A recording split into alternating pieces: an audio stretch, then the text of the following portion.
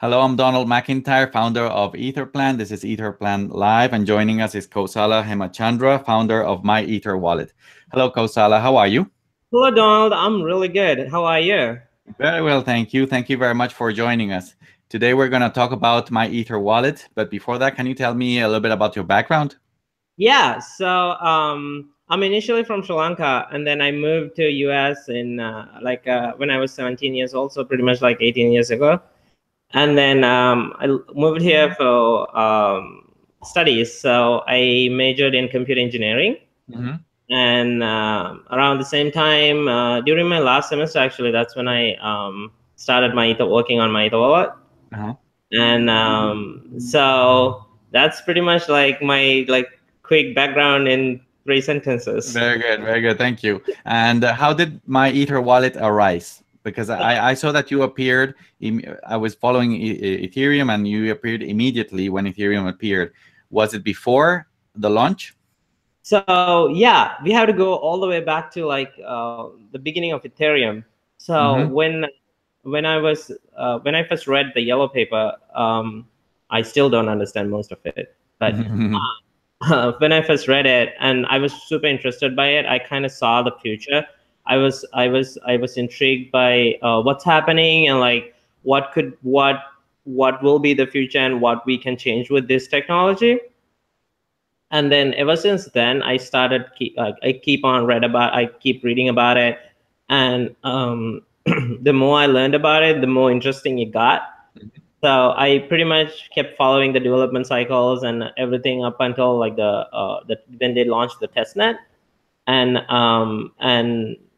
over there, they at one point in time, Ethereum Foundation is like, oh, try to break our testnet, do everything you can to break it, because they were testing before they launched the mainnet, they wanted to test everything. Yeah. So they're like, oh, pretty much try to hack it. And so everyone was started like brute forcing and trying to figure out like ways to break the network.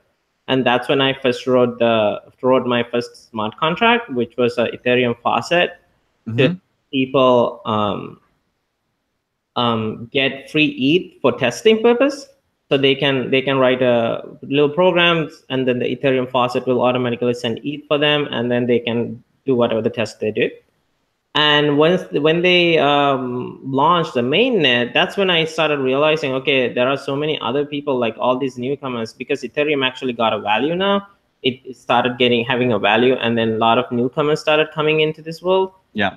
And I realized, okay, they are having so many basic issues, like creating a wallet and sending a transaction, or like interacting with a contract, and all these it's from developers perspective, it's normal where we can use the command line and scripts to figure it out. But then from a newcomer's perspective, it's really complicated, because back then there was no Mist browser, there was no any other UI, and they pretty much had to use the command line to figure out everything. And so that's when I was like, okay, let me try to put together a UI so people can do basic tasks like creating a wallet or sending a transaction or something like that. Yeah. And that's when I first started EtherWallet GitHub repo, and then it gained a lot of traction. It started getting visitors, and everyone started commenting and requesting for more features and all those things. And that's I think that's a great thing, because I think that all blockchains, when they start, it's very important not to cater only to technical community. exactly. And I think that the creation of an interface that people could use was key, maybe at the beginning, for adoption. Yeah, I totally agree with you.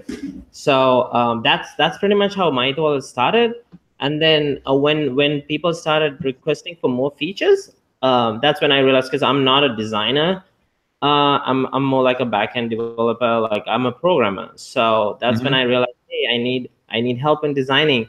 And my best friend Taylor was there. She's a designer, so I'm like, hey, just Taylor, come on in. Like there's this great community, and we can build something together, and we can take it to the next level. And then joined to the team, it was just pretty much two of us working on MyEtherWallet, and built, like, from that point onward, like, we kept adding new features. Pretty much MyEtherWallet grew with Ethereum, and as Ethereum grew, we like they kept adding features, and we implemented them on MyEtherWallet side. And people started using MyEtherWallet. So pretty much MyEtherWallet is right now the to-go place for all the newcomers who are coming to Ethereum world. Yeah. Yeah. So, and there are so many tutorials, and people started writing posts about it, and videos and all those things. And for the past 8 to 10 months, MyEtherWallet grew exponentially.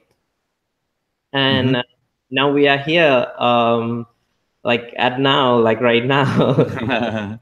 How many users are you? In the tens of thousands or hundreds of thousands a month? No, we are definitely in hundreds of thousands of users daily.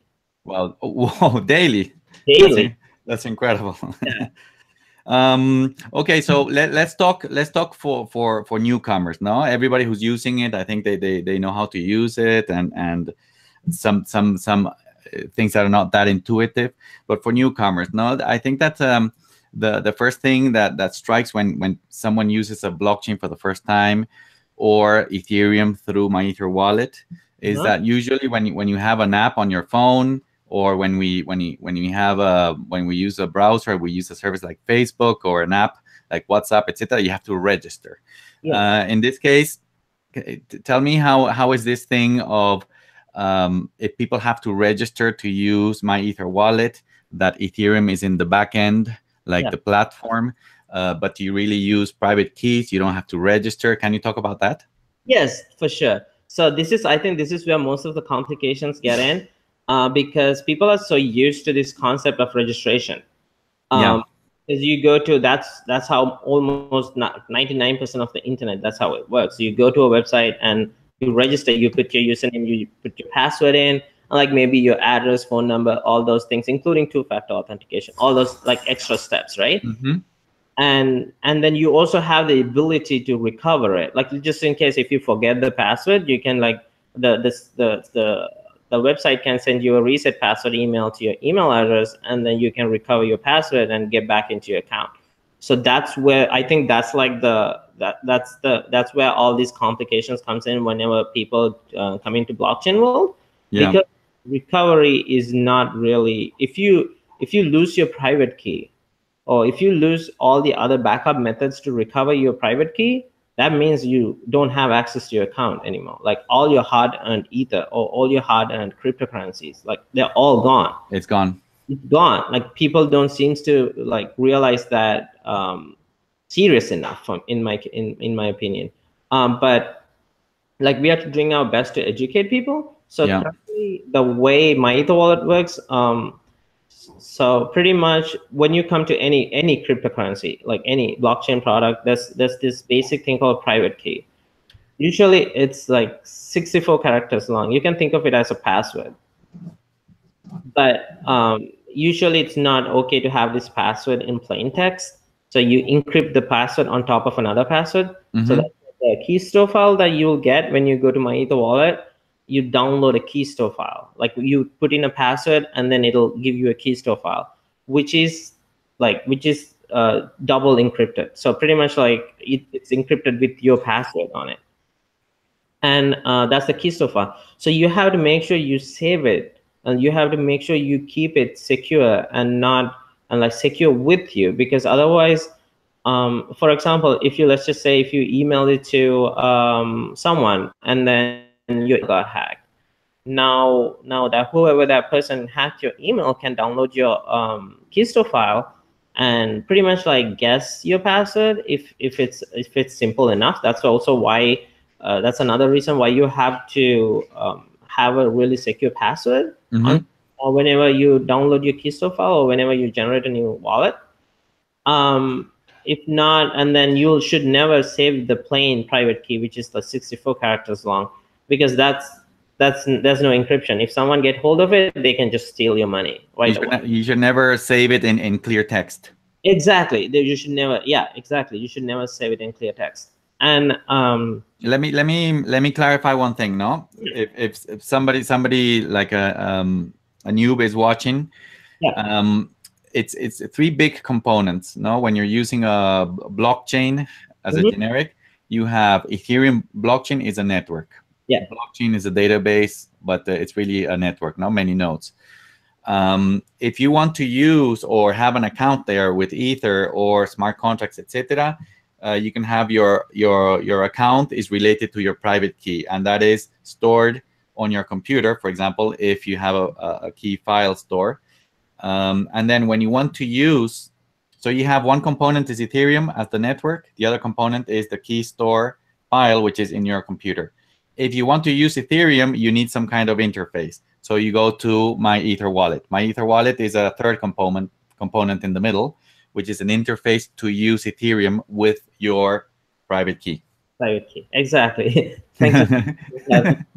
So yeah, so once you, let's just say you and then MyEtherWallet also supports the ability to generate a new wallet. So you can go and generate a new wallet, type in your put in your password, and then you download a new wallet. And now you have a wallet. Now you can interact with the blockchain, Ethereum blockchain, and you can use MyEtherWallet for that. And then let's say you just wanna now this is completely different from the usual sign up process. Like, we didn't ask you to type in a username. We only asked you to type in a password, and we didn't get your email address and all those things. So, and some of the support requests we get is, oh, can you please recover the password for this account address? Unfortunately, that's not something we can do, because it's all the MyEtherWallet. This is another thing some people don't understand, is because MyEtherWallet runs on your browser, on your computer. So we don't get any data back to our servers. So when you generate a wallet, it's in your computer. That's where it generates the wallet, and then download it to your computer. And then when you sign transactions, or when you try to send transactions, everything happens in your computer until the last point. So I have a file in my computer that is the private key. When I go to my browser and I type myetherwallet.com, it brings the page, MyEtherWallet. But when I use my private key to do things on Ethereum using MyEtherWallet, it's really running on my browser. It's not sending data to your servers and coming back to my browser and then back to your servers and back to my browser. It's operating in my computer. In your browser, exactly. So that's why we cannot. There's no way to recover your password. There's no way to recover your private key. So I can't. Yeah. So this is like this is super important for people to understand that if you lose your keystore file, if you lose your backup methods, then you lose access to your account. And that's why it's really different from a regular sign-up process.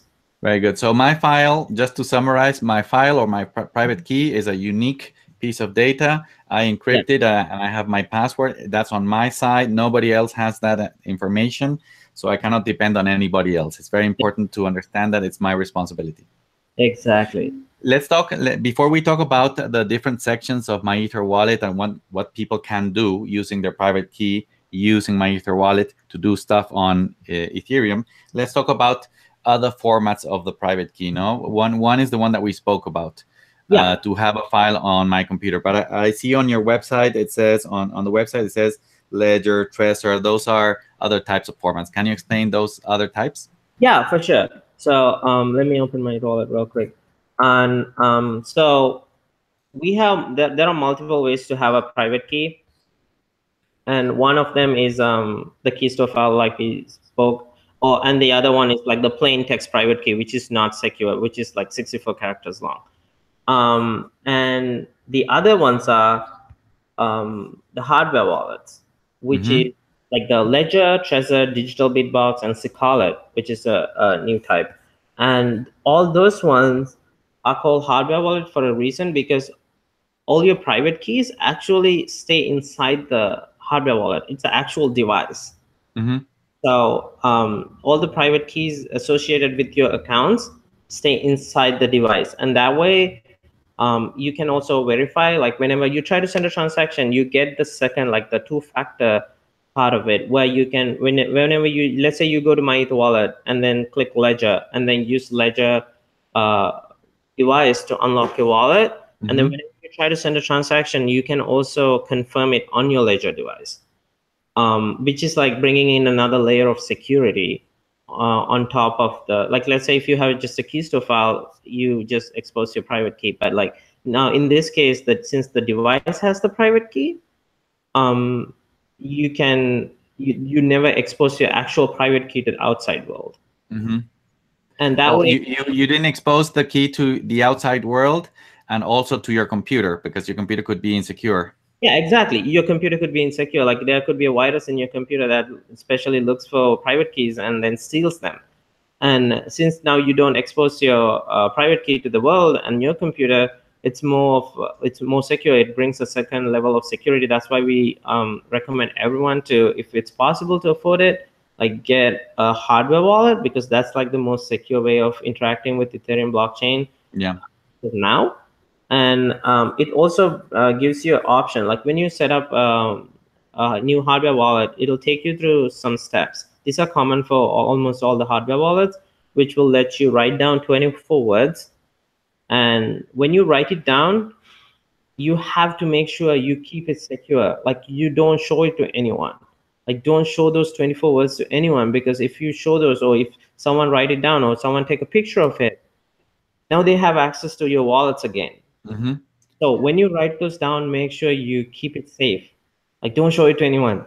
Yeah, there are those words when you enter, and say that you lose your hardware wallet and it's destroyed or something, but because you wrote down those words, you buy a new one, you enter those words, and it recreates the whole private keys again.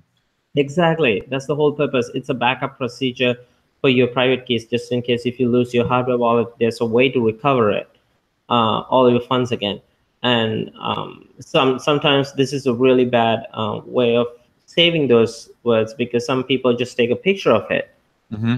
Now it's in your phone, it's in the cloud, and you're just introducing new ways it can get hacked.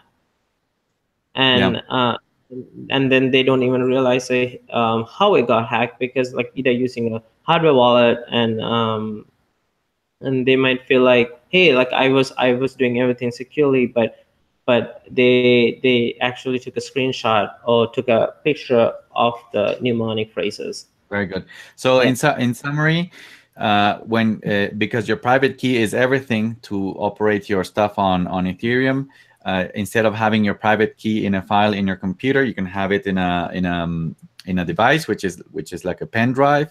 Those are Ledger, Trezor, Digital Bitbox, Secalot, the ones that interact also with MyEtherWallet. There you can manage your private key. Each time you want to interact, you just hook it up in the USB in your computer, but it never transfers the private key to your computer or to the internet. It's always private in the device. And a further layer of security is that the device tells you the words, which are the like a code to recreate the keys, and those should be written in paper and not online anywhere, because it would defeat the whole purpose. The purpose of keeping it secure, exactly. The other way of interacting with MyEtherWallet and to interact further to Ethereum is using MetaMask. How does that work? Yeah, MetaMask is another amazing tool. Most of the people who come into MetaMask might be familiar with MetaMask. It's like a extension you install on Chrome to interact with the blockchain and interact with other decentralized applications. Because for example, if you go to another decentralized application, it can connect, the application can connect with the extension on your browser, and then give you all the abilities to interact with the blockchain. And we have it also on MyEtherWallet, where people can use MetaMask to interact with the blockchain, because we are also an interface to interact. And so the way MetaMask works, it's super similar to the way hardware wallets works. Instead, your private keys lives on the extension itself. So it's in a secure storage on Chrome, but still it's in your browser. And it'll take you through the same steps. Like you have to write down 24 words and keep it safe. And then they'll generate a wallet for you. And then you can use that wallet to send Ether or receive Ether and interact with the blockchain. And if you have a wallet, a MetaMask wallet, you can simply go to MyEtherWallet, select MetaMask, and then it'll take you through the same steps as a regular wallet function. You can send transactions, you can interact with the blockchain, you can deploy contracts, you can interact with contracts, read write to contracts, and all those things. So it's pretty much similar to a regular wallet, but instead, this is for people who cannot afford a hardware wallet. I would highly recommend them installing MetaMask. Very good. So MetaMask is an extension to the browser. The key is in the browser, the private key, but it's encrypted, and you can also like copy the 24 words on paper, so you have your security outside of the computer. If you lose your computer or something, you can recreate it using another browser with another extension of MetaMask, and you recreate the private keys again with those 24 words. Exactly. Very good. Let's go to see how MyEtherWallet works. I see that you have 9 sections for now. Yeah. The first section is called New Wallet. What is that section for? The new wallet is for people who are brand new and then they need their own wallet. Not necessarily for brand new people, but whoever needs a new Ethereum wallet, this is the place where they should go to. And this is the place where you can enter a password and generate a wallet, which will let you download a key store file. Okay. Yeah. So that's the first model of private key, the one that I have just a file in my computer. Exactly. That's the first model of the private key where you'll get a file. Yes. To clarify, you mentioned about the cost of the hardware wallets, and I think that's an issue. I saw on the internet, on Amazon, etc., that you could buy a hardware wallet and they're all between $99 and $200. That's the range. That's so right. if you don't want to spend, like you said before, if you don't want to spend $100 to $200 in a hardware wallet, you can use MetaMask, or you can use this section of MyEtherWallet, where you just create a private key on your computer with a file. Exactly. Excellent. Yeah. So once you have a private key, it doesn't matter the format. The second section is send ether and tokens. How does that work?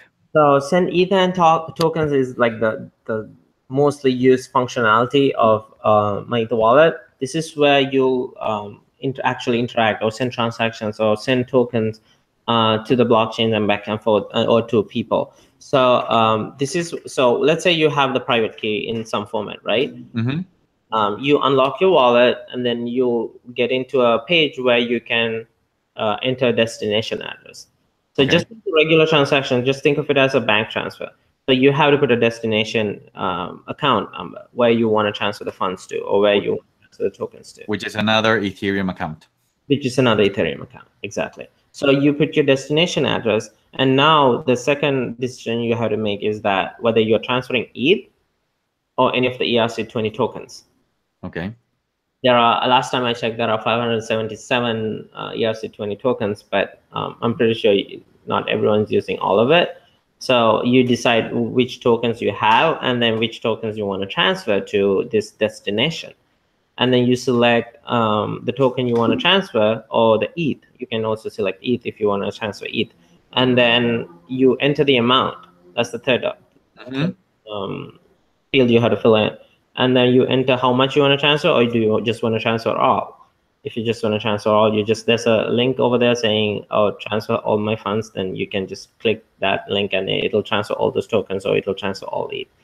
And it's simple as, then once you enter those 3 fields, it's simple as clicking generate button, which will generate the transaction. If you have a hardware wallet, this is where the second layer of security comes in. The hardware wallet will actually prompt you, and even MetaMask will prompt you, hey, someone's trying to send a transaction. Okay. So there's a second check there.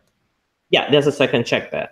And then you can verify all the values you typed in, and then the destination and all those things, and you can either approve or decline.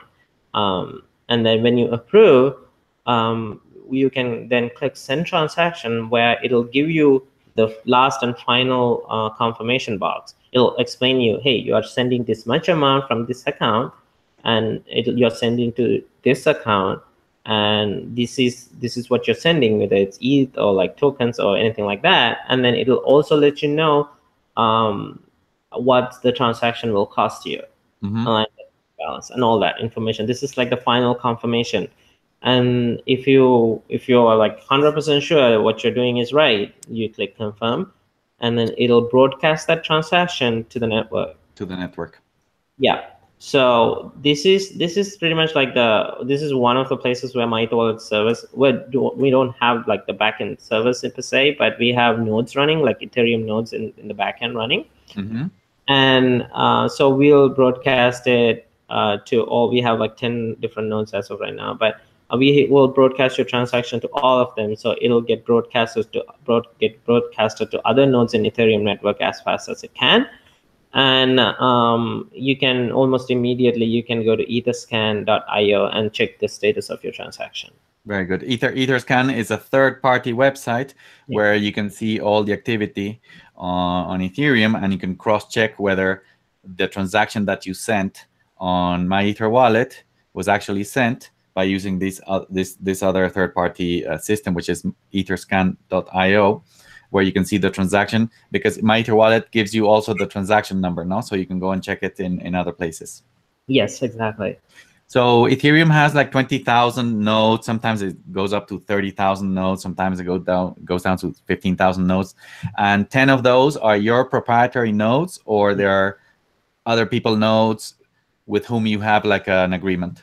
Those are not necessarily proprietary, but yeah, those are our nodes. We are running both the Go Ethereum client and then the Parity client. So we have like almost identical amount of nodes for both those different ones, just in case there's a problem in the network. So one of the nodes will continue to run, and those are the standard nodes or like the clients released by Ethereum Foundation and Parity Technologies. Very good. So this section, the send ether or token section, is the one that people use the most. Yes. And just to clarify for someone that says, okay, I can send, but I want to receive ether or tokens. So how does receive work?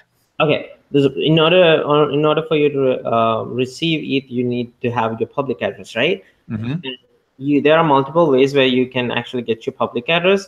For example, if you have a ledger or like one of those hardware wallets, when you try to unlock, it'll show you a bunch of public addresses, your addresses, and you can copy the address from there and then send it to someone.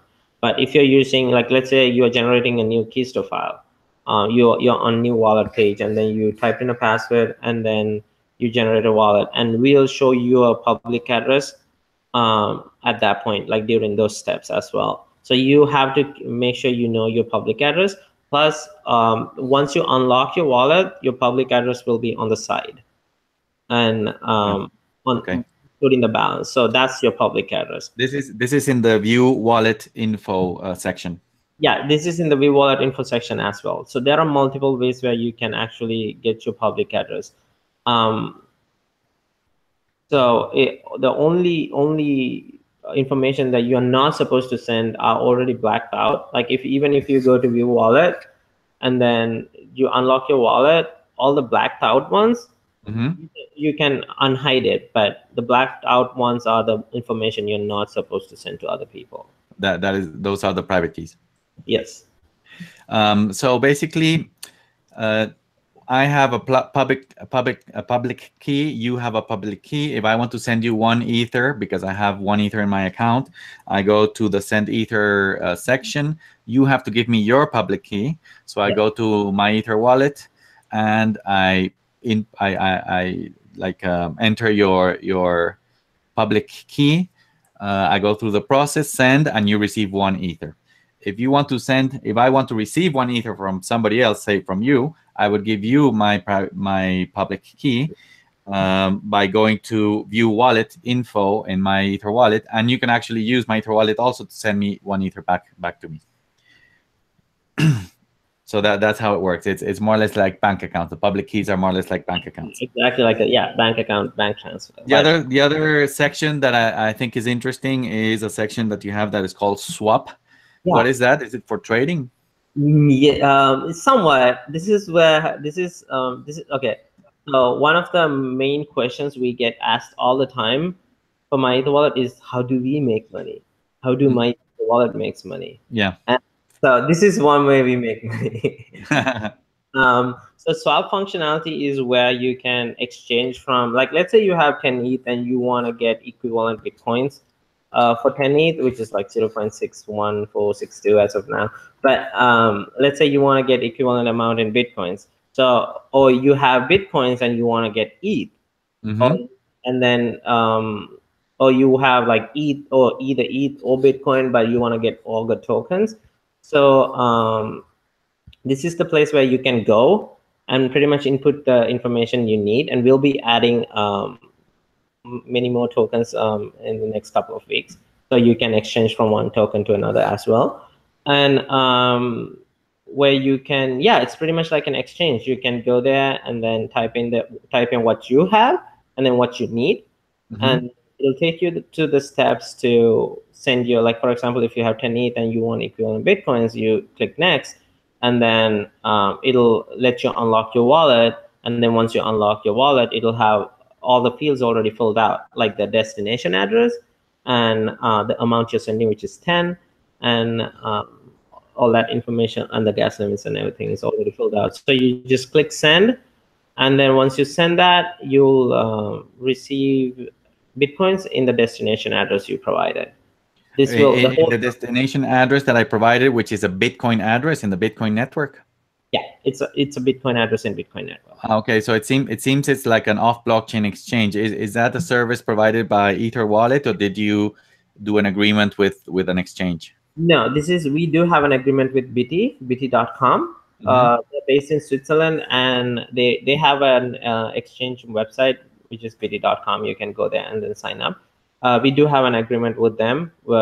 Just like you said, it is a off-chain exchange because it's cross blockchain transactions. And what crypto currencies or tokens can people trade at this point through MyEtherWallet? You mentioned Ether, Bitcoin. What else? And Augur tokens. Augur tokens. Those are the only three they can trade as of now.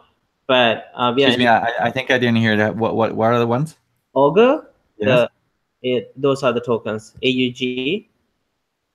Yes. Those are the three tokens. Okay. So Ether, Bitcoin, and Augur. Okay, those three. Very good. So the swap section is between three: Augur, Bitcoin, and Ether. Yeah. And you're planning to add more in the future? More in the future, which is like next couple of weeks. Very good.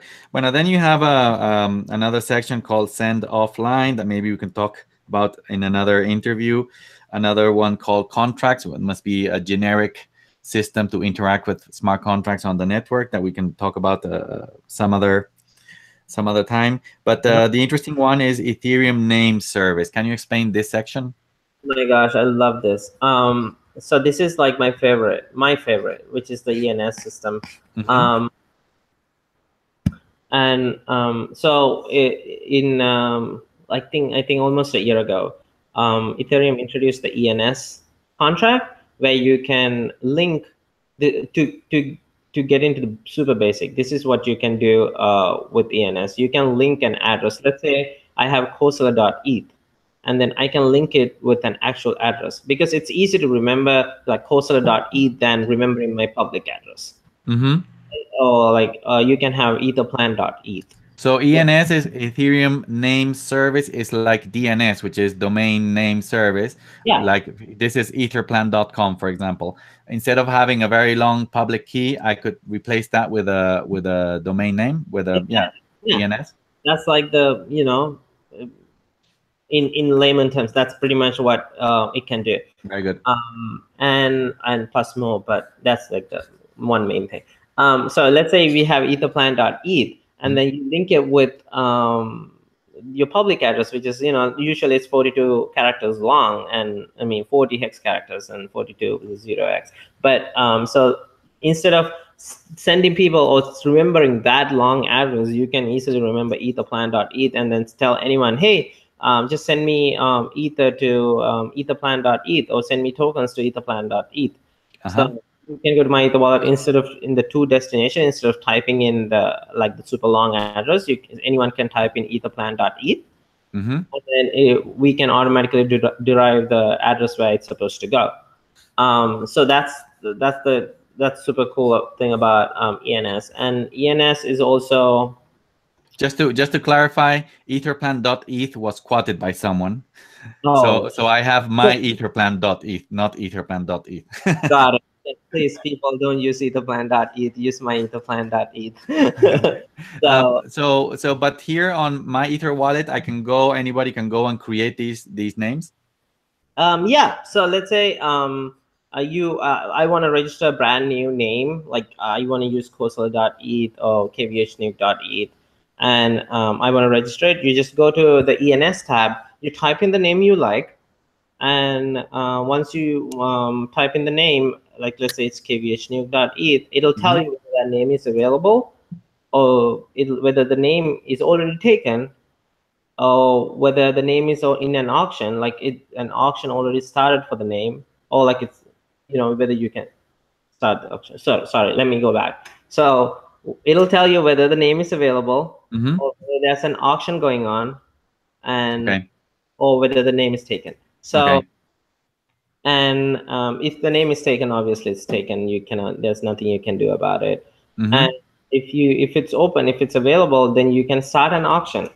So which means in couple of sentences, it's a blind auction, and once you start the auction, you have 3 days to send in your bids, and even others can send in the bids during those 3 days, and then eventually after 3 days, it'll ask you to reveal your bids, and the highest bidder will end up paying the price. So highest bidder will end up paying the second highest bidder's amount to get the name.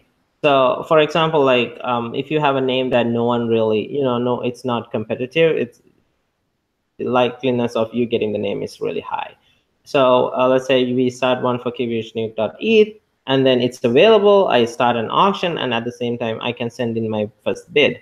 Let's say the minimum is 0.01. So I'm 100% sure no one else wants kvhnuke.eth. So I say, okay, I'm just gonna send 0.01 as my bid, and then I have to wait 3 days, and then once I come back, and during the reveal period, I have to say, okay, I send in 0.01, and let's reveal it. And after that, it'll if no one else made a bid higher than mine, I will have the ownership of the name, and then you can redirect it to any public address you like.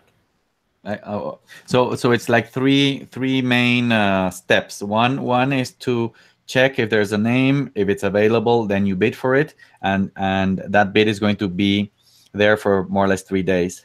Yeah. Then when the 3-day period ends, there's a period where you actually have to pay for it, and I think it's like 2 days, and somebody's going to win. Say that I win. So the third step would be to associate it to a specific address. Exactly. And I can associate it to a common address or a smart contract. Smart contract, yeah, you can associate it to any address you like, including smart contracts and common addresses and everything else. But I didn't even tell you the cool part yet. And so this, I think approximately like a month ago, yeah, like 34 days ago, Nick Johnson, who's one of the coders for the ENS contract, introduced the subdomain feature. So we have registered domain, or we also have registered subdomain feature. So this is where it gets really cool. So people who don't want to wait 3 days, right? Like, who wants to wait 3 days? People want, like I don't want to wait 3 days to get a name, unless it's like, it's super important. And you can go to subdomain section and then type in, let's say, kvhnuke. And then it'll tell you all the different subdomains you can get. Like, for example, like kvhnuke.etherbase.eth or kvhnuke.giveme.eth.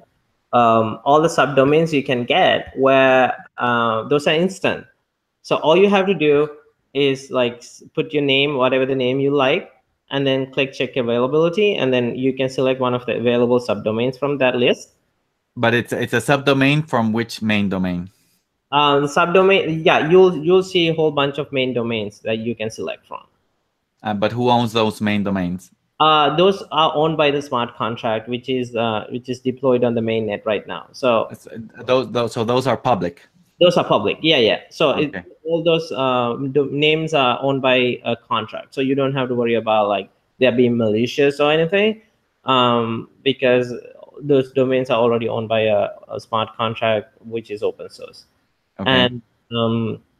And it's an instant. So you can, let's say you chose a subdomain that you like, you click pay for it, and they have different values you have to pay, and then you pay for it, and then you can just have it automatically links it with your address. So it's pretty much one step.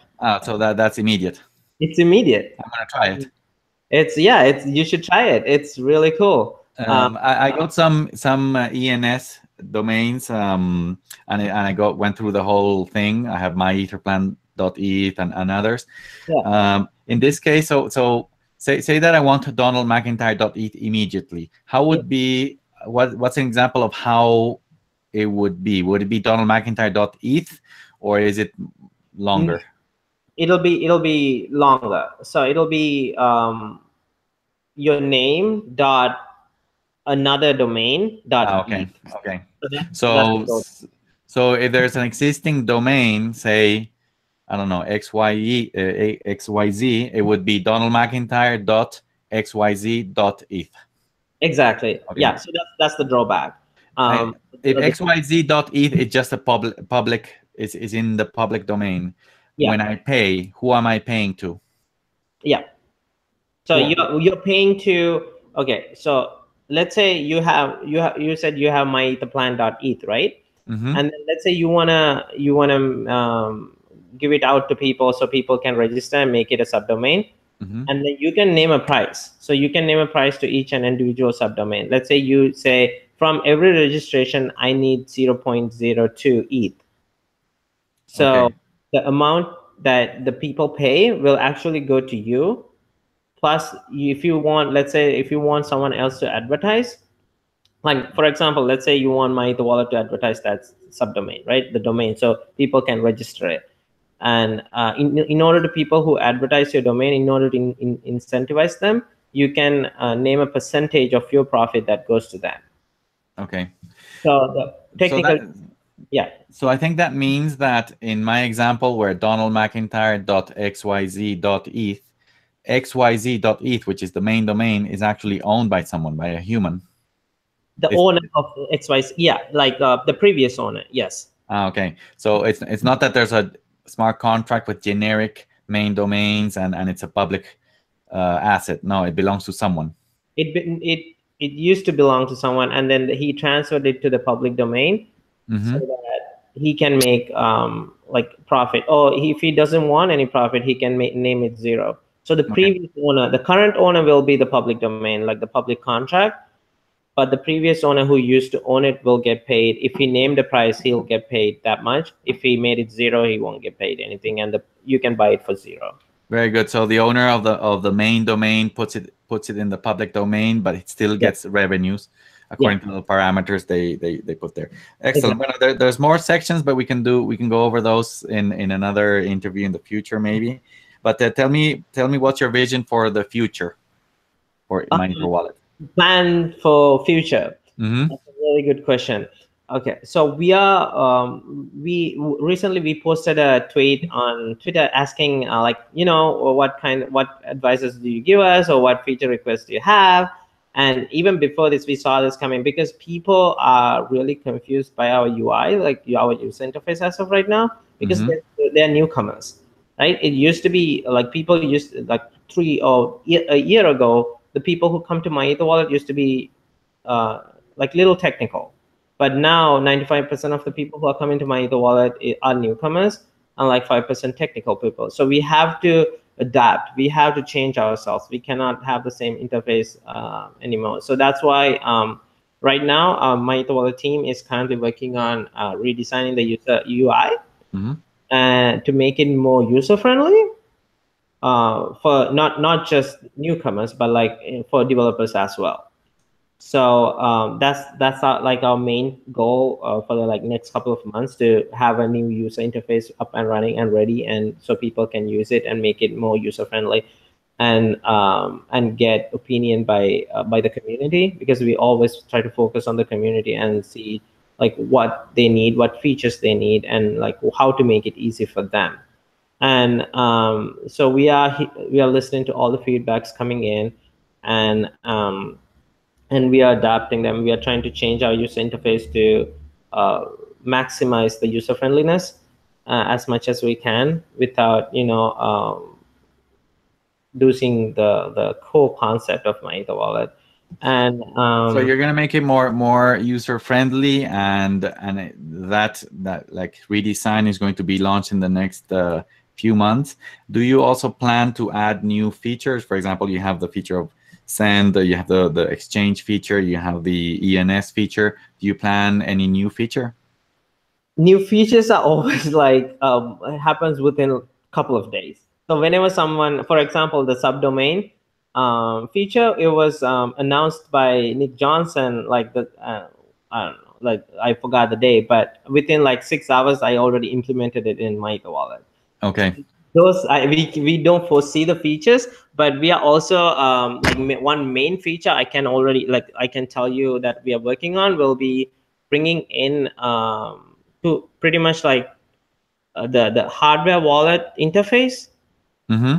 making our own, like pretty much trying to make your phone and hardware wallet and do it in a decentralized way. So your phone can be a hardware wallet, and which will be a free app you can download, and we are already working on the application. And you can download the app and then go through the same steps as just like a regular hardware wallet, and you'll have your account. And when you go to MyEtherWallet, you can just say, hey, I have a Mu Connect app, or a MyEtherWallet connection app, or something like that, and then you scan the QR code on MyEtherWallet, and it'll automatically create a peer-to-peer connection between your phone and MyEtherWallet, which will be completely decentralized. But the advantage this will bring to the consumer is that they'll get that second step of verification, and then they don't expose their private key to the browser. Very good. Excellent. To attack fishers and like scammers, because that's like our biggest issue as of right now. Okay. My last question is, how can people contact you? What are the channels? Do you have a support email or section, social media? How do you communicate with people? Yeah, so we love to hear back from people. And like, if you have any questions, feel free to email our support team, support@myetherwallet.com. And if you have any specific questions towards me, feel free to email me at kvhnuke, that's kvhnuke @myetherwallet.com. Excellent. Bueno, thank you very much, Kosala, for your time, for explaining everything. I think that MyEtherWallet, it was a great. I'm sorry, Donald, I didn't hear the last part. I'm thanking you, and thank you very much for your time. Can you hear me? Yeah, I can hear you now. Thank you very much for your time, for explaining everything about MyEtherWallet. Maybe we could have a future interview going over some of the features and maybe doing a demo. But I think that MyEtherWallet is a great solution for many users worldwide. And congrats. Thank you so much, Donald. Thank you so much for getting me on this interview. And I really enjoyed it. It's my pleasure. Thank you. Thank you so much. Bye.